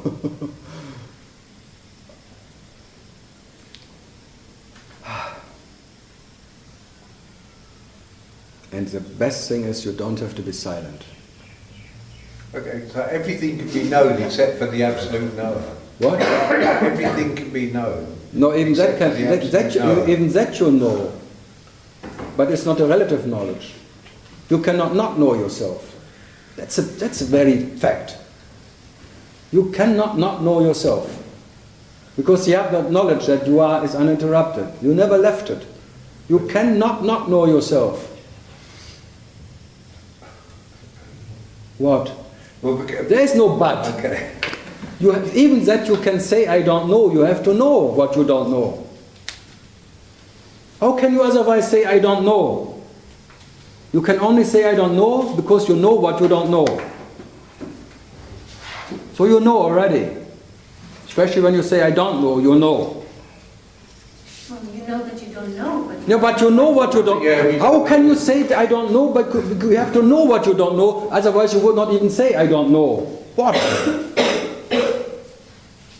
You pretend, that's all. You are a pretender. The great pretender. You are Elvis Presley's daughter, maybe. I'm the great pretender. No, this is pure logic, but it's maybe not pure enough. But you have to know what you don't know, that you can say, I don't know. You have to. That's true. Otherwise you cannot pronounce, you would not say, I don't know. But you say it all the time in that sense, that you don't know what you are. No, I don't know what I am and what I'm not. Right. So I know. What you are and what you're not. I know that I am, but I don't know what is that what I am. Right. So you know that you am, but you don't have to know what is that what you are. So, but you know that what you are, absolutely, but not relatively. So you have to know yourself as absolutely as you are. That absolute knowledge is your nature. How can you not know that? There's a knowledge that you are. And then you pretend not to know. Oh. And by your pretending not to know, you try, oh, now I have to go home. I have to know myself. But by that you make it relative knowledge again, and then, then you whine about it. It's like the tenth man. You never count that what really counts. But you are the absolute counter, but cannot be counted. It's never part of. You are the 0, 0, the 0 of the 0. You cannot count because you are the counter. You are the absolute experiencer. But whatever you experience, you cannot be. But without being the absolute experiencer, there would not even an experience of an experiencer. So, And then the experiencer says, I don't know. So Ramakrishna's very pointer, the most profound, that you can say, I am not, you have to be.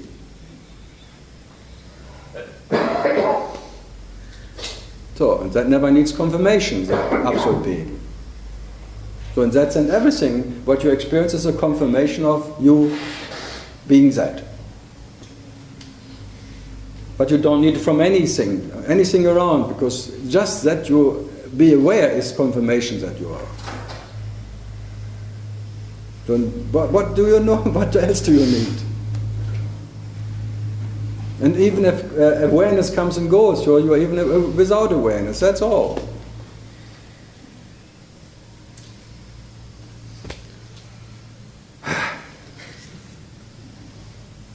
It's not so bad.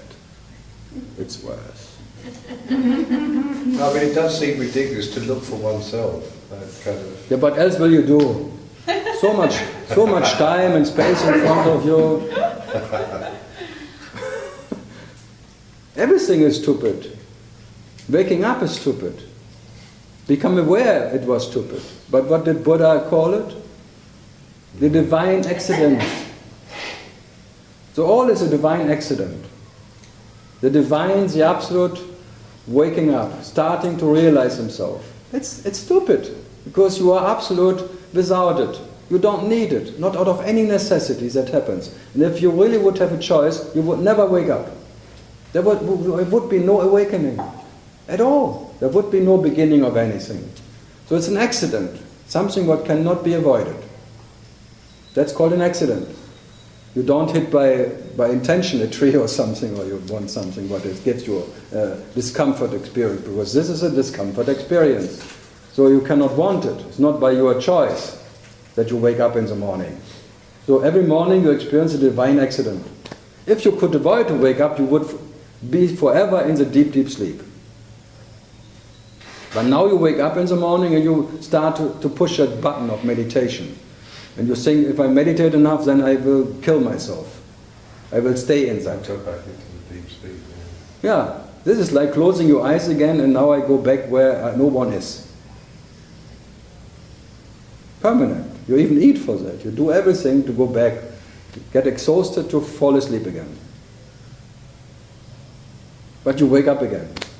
And I tell you, there will always be the next, and the next, and the next, and the next, and the next. That's called Zen Buddhism. And Zen, and Zen, and Zen, and Zen. And the Zen has no beginning or no end. And there will always be Zen. And Zen, and Zen, and Zen. Sensation, sensation, sensation. But you are with and without sensation, sensation. But Zen, self, cannot not realize itself in sensation, sensation. So these are the sensations, self-experiences, self-experiences. That's only self, experiencing the self, in whatever point, so what to do? And you are that, and you cannot get rid of it. You cannot get rid of yourself, as you are that. So no way out of being what you are, and you can call yourself reality, and this is your realization, but what you are would never call it anything. And the reality and realization are not real. So as real you are is your realization. There's only realization. But as they say, it's a realization. There are real lies. You experience yourself as a real lie. A real liar, lying what can be lied. That's called realization in all possible lies. And that what is not a lie you cannot experience. So they're all real lies. They are not less real as you are, but they are lies. And you experience yourself as a liar. And then you lie to yourself permanently. And then you re-lie to yourself. And you rely, and you rely, and you relate it to yourself. And rely, and rely. But who cares about to rely to yourself? And being related to yourself, it's a false relationship anyway. It's a dream connection. It's a dream connection. But the moment you want to get rid of the dream connection, you make it real. Then it becomes a real connection, a real relationship. But there is no relationship for the self. Never was. There is no second. not first. They are not two. How can there be a relationship? How can the self have a relationship to itself? So whatever relates is relationship. So your relatives, whatever they are, getting tired, huh? I talk too much, huh? No. No? Because everyone likes to listen, because if I talk, they don't have to. And I don't mind. I'm talkative. Liate, yeah? All bad, huh? That's good. You have no question, huh? Sooner or later, I always be surrounded by people who have no question anymore. It's my own fault. I cannot blame anyone. Because they find out it's not worth having a question because the answers I don't like anyway.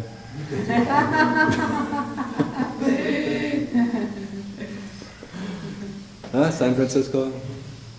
First time any of these meetings. It's amazing, huh? Coming to Tiru and then the first bomb. But how long did you read Ramana books? How long? For years? Hmm? How long did I what? No, you read these books of... His book about a year ago, but I had read Nisargadatta and other... No, yeah, so you're familiar with all that. Yes. By books. No, it's strange. If it's meant to happen, even books speak to you, like all of them. What was different about Maharishi's, I lost desire to read more books after I read his. Less desire. Yeah, it was more like a full, okay. I realized what I was doing. I kind of got addicted to this self-knowledge. And I wanted more and more. Yeah, because you can never get enough from yourself. It's a never-ending story. And listening to yourself, you will never be tired about it. It's an amazing thing. You cannot get tired to listen to yourself. It's like meditation. There's just a joy of, you don't even listen to the words, you just listen to what you are, being that what is, that silence, because in that nothing happens. This joy is uncomparable. So in that meditation of living words, there's the joy in action.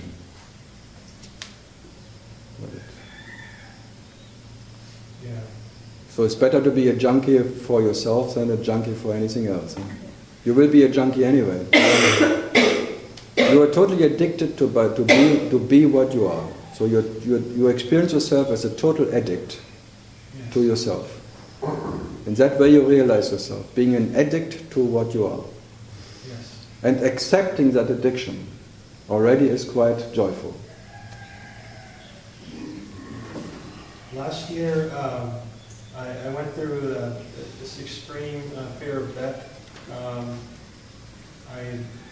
There were some airline crashes during the time I was traveling in the same areas. Mm-hmm. And it kind of sparked this existential crisis where I just started to feel limited or mortal, where in the past, where I never really thought about death, but I got obsessed with my limitations, my mortality, and then it transitioned from this just thought to this. It became a physical sensation where I had muscle tension, and then I just went through this extreme pessimism, fear, and negativity. But as soon as I went through that, it wasn't forever. Like I just hit a point where there was a surrendering into that. So before that, if I had come here to this satsang, I would have a lot of questions. But going through that experience, I kind of lost Okay, it sounds good for now. Yeah. You know what I mean? Because that what can leave you can make, it's just hiding around the next corner. So you have to be with and without the fear of whatever. Because the body will, whatever. It will never be clear, never clear enough of energetic fear or something, because the body has its own life. It's a memory effect and all these personal things. So I have many people who come and say, oh, now I made it. It's like, now I went through this process and now nothing can ever happen again. Because now I know. Oh, okay. And I will say, just wait a while. I tell you, it's unpredictable. You will never know what comes next. And it can come totally to the opposite again. Fear can come like an immense wave again. And still you are what you are. No, yesterday when I talked about Susan Siegel, that's really, I mean it. Like, it can become an ocean of love, like you think you worked it out, everything, ego is gone, whatever, but the ego, what can be gone, is hiding just around the next corner. And that seed, that root of all that fear, just grows again. So whatever you can cut now by understanding, by going through some progress, it's not, you have to outroot everything. Even the self has to drop. There is no story for what you are. And that story of one who went through a process will always be unpredictable for the future. It will all, whatever. It can go back to what or there or whatever. But that what you are has no story. And that was never any, whatever, never has any question. So your origin, or the original you are, there is no question, no answer needed, but still, look, it happens. Yeah. Well, yeah, absolutely. I live, you brought up earlier that you have a girlfriend and a mom. I live with my mom and my girlfriend. No, that's double, to make it really sure that you don't. Definitely, I mean, it's definitely true because, mentally, maybe I've come to a point where, oh, I did it, I crossed over, but I walk in a house of conflict and I haven't. So no, and no one ever will.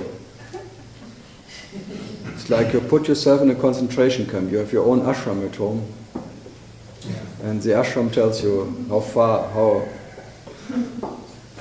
how untouchable you are. I never claim anything because how can I not be touched by what I am? Everything is reaching me. Everything is experienced by that one. The whole earthquakes there, whatever happens in the whole comes to this whatever. It's that compassion no one can take. But what you are, there's nothing to take by being it. So this compassion no one can have. But that is what you are. And compassion shows no compassion. Because the compassion you can show is not compassion. So your heart is compassion. But that compassion cannot be owned by anyone and cannot be reached by anything, by acceptance or anything. Or love, call it whatever. So that compassion you are, that's why the Buddhists have this compassion thing, Buddha compassion, because you fail. You fail to have compassion. In compassion you don't exist. There is no one who can have it. So the ownership drops in compassion. But compassion doesn't show anything. It doesn't show off how compassionate you are or anything. Because your compassion is pity. Whatever you can show is pity. Self-pity, showing pity to others. But in that what is compassion, there is no self and no others. How can there be showing off with compassion? How can there be one who is compassionate? There's only one who shows pity. Oh, poor you, and can I help you, and all of that. That's all part of pity, of being separated to someone else and being in a pitiful existence, showing pity to another pitiful existence. So that is called, but morally that is meant by compassion, but that's not compassion. So Buddhism shows you compassion cannot be reached. As much as you try to have compassion, you cannot own it. It will not be your compassion. When there is compassion, there is no others. There is no universe, there is no world, There's only self, or that what you are, and that doesn't need to anything. It doesn't need your compassion. There's heart, and heart is heart. So no one ever succeeded. There was never anyone who was realized. That's the best message I can give you. As there was never anyone who was not realized in the beginning. Also out of that, where no one was, no one will become something. As there was never anyone who was unawakened, there will never be anyone who will now be awakened. Both is a dream-like movie of an imagination of one who is unawakened who becomes then an imagination of awakening. Okay. Be generous because your nature is absolutely generous because, okay, let the phantom believe that it's awakened or enlightened because it doesn't make you more or less anyway. Okay, today he believes he's enlightened, so give him a girlfriend. Or boyfriend. I said, there's a good song of Johnny Cash, God cut you down. Whatever you believe you reached, it will be taken away again. Whatever you claim to have, it will be taken away. Whatever knowledge you gained by whatever understanding, it will be taken away just by dementia. Mm-hmm. You were so fucking enlightened, so full of knowledge, so deep experiences, all your stories and all deep experience, whatever, you went really deep into the matter of all understanding. And there's just a little mental dementia happening. And then someone asks you, how is your enlightenment? What are you talking about? What enlightenment? What is all of that? And still the existence is there. It's like you have a black money account in Switzerland, number account. You work your ass off your whole life for that being the richest man on whatever, around. And you're really proud about it, that you made it. It's like your enlightenment stories. Whatever, your so-called since then I was that, and this experience gave me that one. It's like an account. You're an accountant of your so-called experiences. And then, what happens? You get dementia, and then you even forget the number, and you even forget that you have worked for something.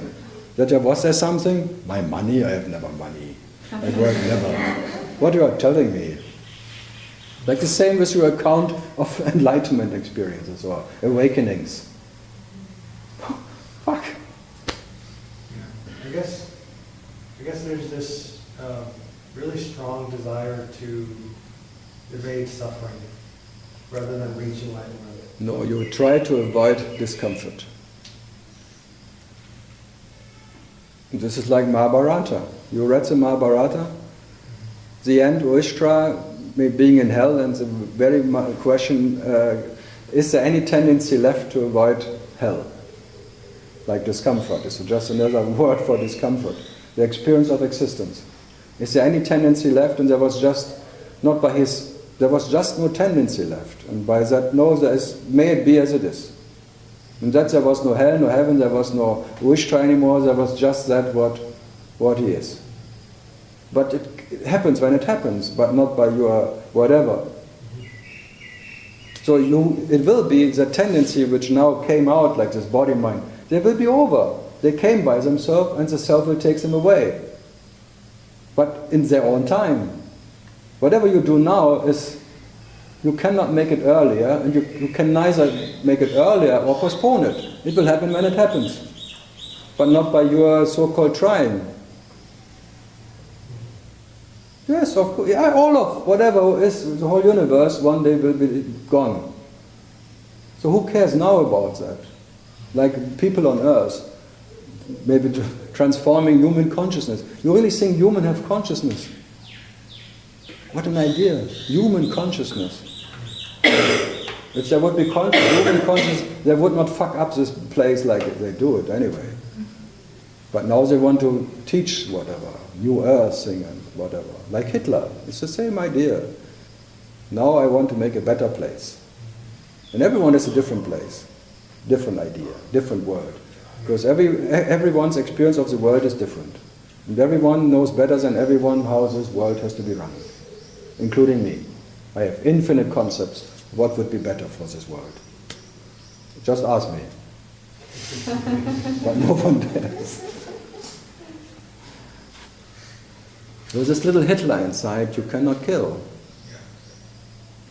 This arrogance, you cannot get rid of it. There's this arrogance ideas that you know better than anyone else. And just seeing it, this is this absolute arrogance of what you are. Yes, you know what is better, but you cannot do it. You cannot change it because the absolute dreamer cannot change his dream. There would be maybe a possibility if you would be in the dream to change something in the dream. But you are the absolute Almighty. You are not in the dream, so there is no way of controlling anything. And for controlling, it needs two. It needs one controller who is different from what he is controlling. But as there is no two, how can that what is the Almighty control himself? It needs two Almighties. That one Almighty controls the other Almighty. So the nature of Almighty means helplessness. The nature of energy, having no energy. And with the energy you don't have, you cannot work. The knowledge you don't have, you cannot employ. So knowledge cannot employ knowledge, and doesn't need to employ knowledge for anything. So you're controlling the whole existence by just being it. But you cannot change any little aspect of it. That Krishna, when they was asked, you are that whatever, created everything, you are whatever thing. Now, why should there be war? Can you not just, this one deck, no war, no, the blueprint isn't done. In my absolute potential, already everything happened before it even appears. How can I change myself? I'm the absolute potential of all what can happen, not happen. And it all had already happened before it appears. So how can I change myself? How can I be different from myself? I could only change myself if I would be different from myself. But as I am that, I cannot change anything. So I'm the absolute potential and the dream of it. So the dream is already there before it even is dreamt. How can you change them? Every word I say is already spoken before I say it. That way it's like an effortlessness of speaking. Not like out of experiences or of anything. This word just comes because it's already spoken. All the events are already done. There's absolute non-doership because nothing is ever created. As nothing is ever created, you cannot change that what is never created. So you cannot even destroy something what is never created. There's only life as a block of life. So if it's already there before it appears, in the absolute potential of the absolute Parabrahman, experiencing himself in this dreamlike realization, nothing can be done and nothing needs to be done. This is just the realization of what you are. Moment by moment. Then and then and then. There will be no end to that then and then, because no beginning, no end for your nature. So your natural state is without any beginning and without any end. And in that there cannot be any me which has a beginning and end. So just by being what you are, it burns out everything. Just by being what you are.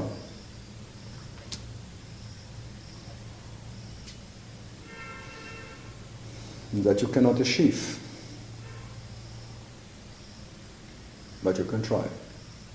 But you will fail. So failing is the best. Again and again you try, but you fail. It's like trial and error, trial and error, trial and error. All is an error, but what to do? Okay. In that senselessness.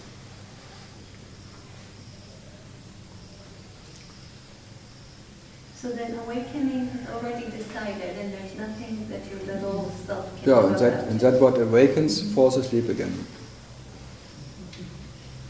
Yeah, if really it would be awakening, if self awakens from this dream, why is still falling asleep? Why, since Jesus' resurrection and crucifixion and all of that, and Mohammed and all the realized saints before and all of that, if the self wakes up at once, it should be over. But nothing happened. It's still realizing itself in whatever you call it. Call it ignorance, call it whatever. So in spite of all the awakenings, life continues as it is. So its awakening is what? Can only be part of the dream. Dream events. Dream appearances of unawakened ones and dream disappearances or appearances of awakened ones. Just the next whatever. It's just the next, and the next, and the next. Then and then. It will never happen, because what you are is never asleep. How can you awaken? From what? Maybe you wake up from awakening, by being what you are. As what you are was never asleep. So how can it awaken from what? It was never ignorant. How can it be then waking up from ignorance? I have no idea.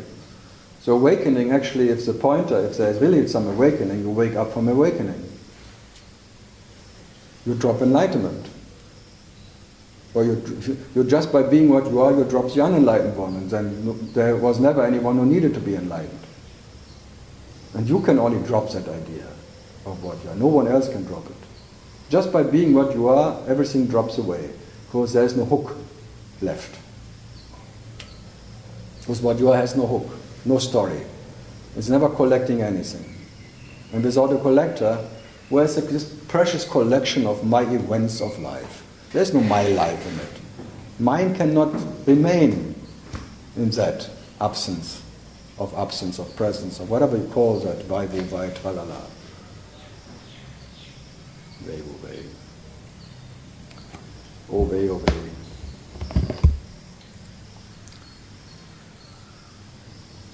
So the message is quite, it never ends, and you always have to experience yourself as a phantom. As you can never experience yourself as that. So that hopelessness is your nature. No way out of being what you are. And by being what you are, you have to realize yourself. In infinite lies. Call it lies or whatever, but they're real lies, as real as you are. So what? And no way out of it.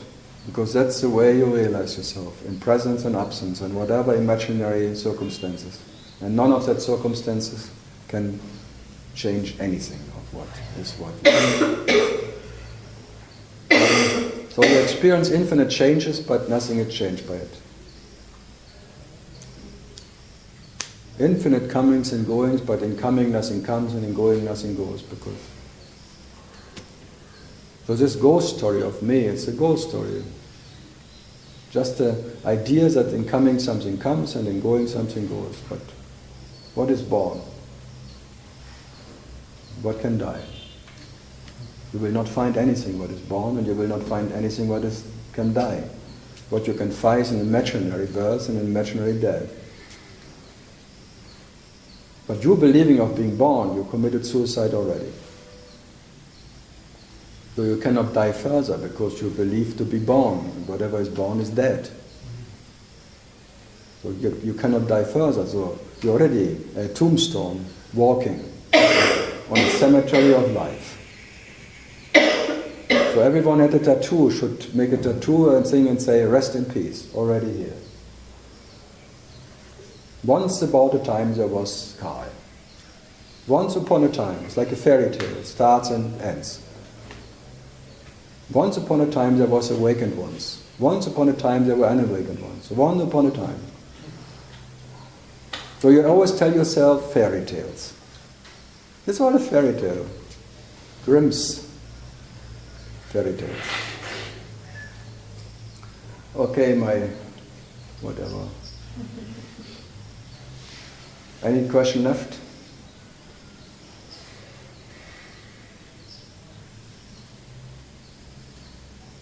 Seems like I answered again everything, but tomorrow they're gone.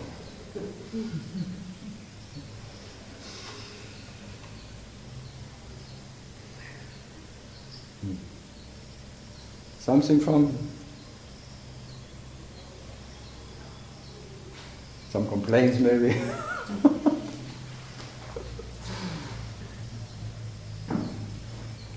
I saw you quite often in the ashram, no? Last year, or not? Maybe. Yeah, people always ask me, why you still go to the ashram in the morning for 1 hour? I say, yo, I like it. I started 21 years ago sitting there every morning, so why should I change it? But you don't need to. I enjoy it that I don't need it. Come on. I like the atmosphere. Just, it's like when you are what you are, why do you still take a shower? Because I like to take a shower.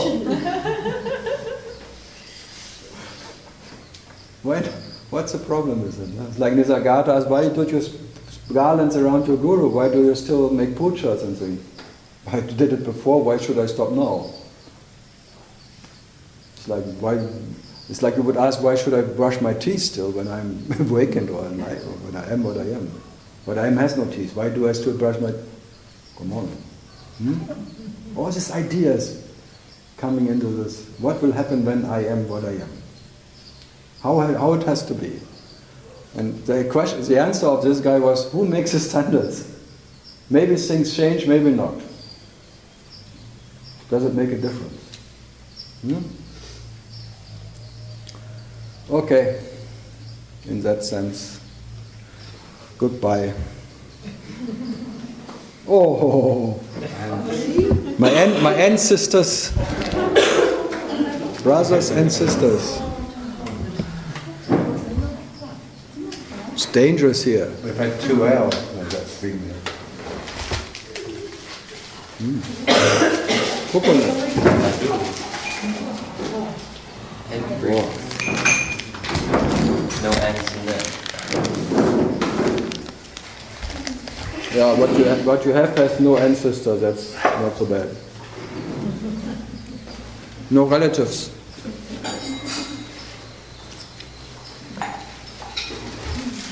Wow. Immense, huh?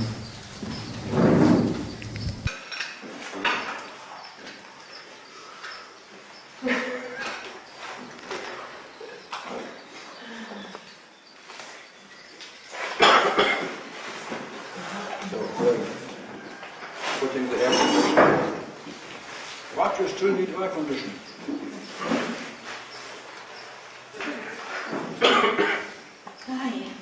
So wet.